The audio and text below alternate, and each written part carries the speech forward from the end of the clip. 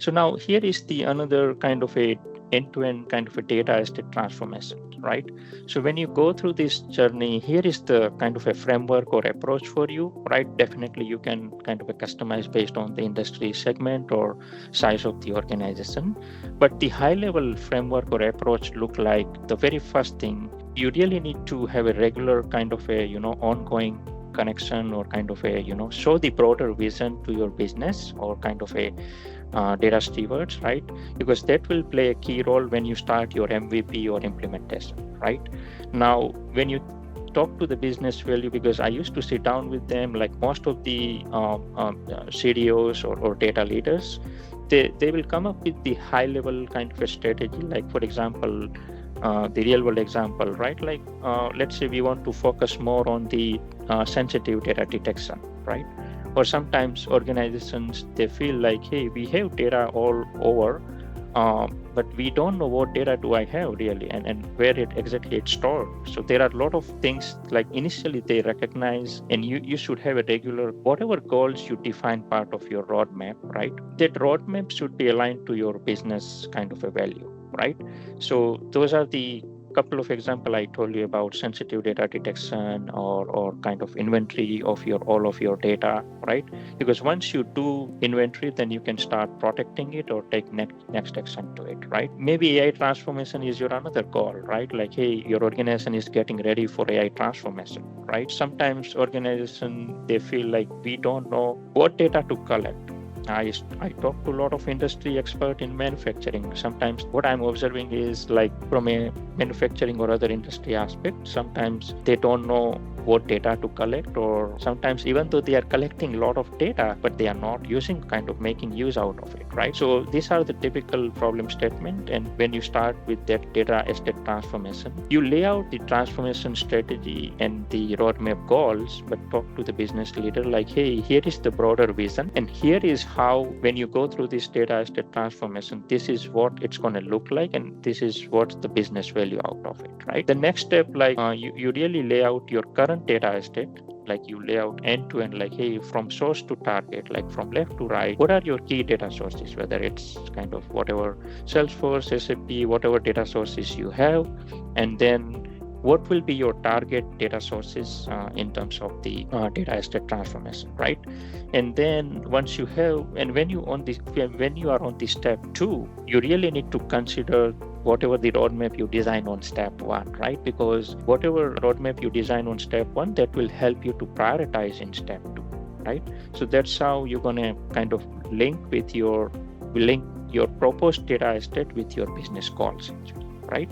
And sometimes I have seen that, like, most of the enterprise customers, they have a architecture review board or some sort of kind of AI council or some sort of forum where kind of they discuss this alignment regularly, not only within the data platform team who provides the platform, but also involve the application architects or business area architects.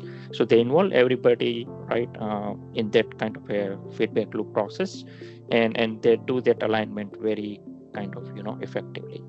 And the third pillar here, like, definitely nowadays, if you look at any technology, for example, AI agents coming up, right, and co-pilots in a lot of areas, I think the one thing is very key, like the restructuring your team, right? Basically cross-functional subject matter expertise, right? That's very key, because most of the technology or tools or the concepts, they span across the cross solutions, right? So definitely you need some sort, like definitely when you go through these data estate transformations, you define the roles and responsibility in terms of data scientists, data engineers, and analysts and everything. But at the same time, definitely you need domain expert, right, who are very close to the particular business industry or that domain. Along with domain expert, you're going to figure out like data stewards, data ownership.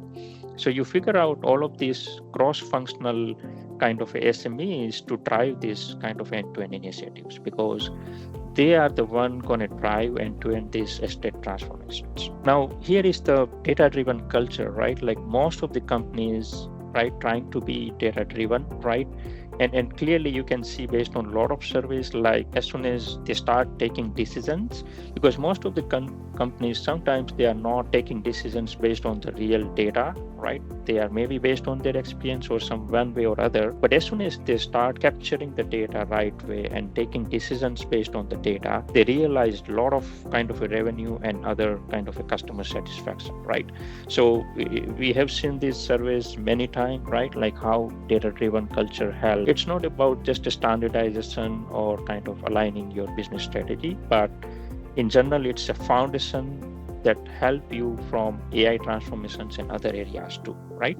So it will help you get ready, like, because we have a lot of readiness assessment, and I think AVASOFT, again, doing a lot of readiness assessment. It could be Microsoft Fabric, could be Copilots, right? So a lot of areas, you will continue to do those assessments, figure out whether your end-to-end estate is really ready for the next wave of innovation. So, yeah. And while I'm presenting, if you have any thoughts, feedback, feel free to kind of type in the chat, right? We'll continue to monitor and respond on that. So this is the another one, like just kind of a realistic data state in terms of organization maturity, right? So now you might have heard about a lot of operating models, right? One thing is the centralized operating model, then decentralized, and then federated kind of operating model, right? Now every organization, it depends on the size and a lot of maturity in other areas, right? So you figure out like, hey, customer starts with the centralized, most of the customers, like you start with the centralized ecosystem, and then because of some business agility or other kind of autonomy or flexibility problem, sometimes they transition towards decentralized, right?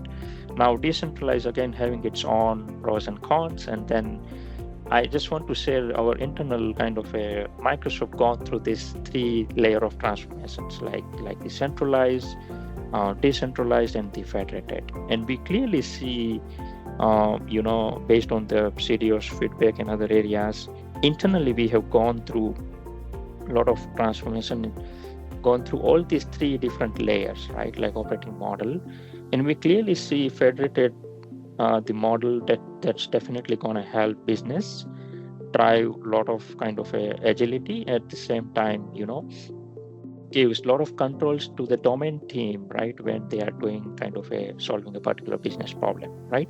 So in that federated model, right, it's not an overnight thing. Definitely you will start your journey and slowly, you will kind of be mature in that area.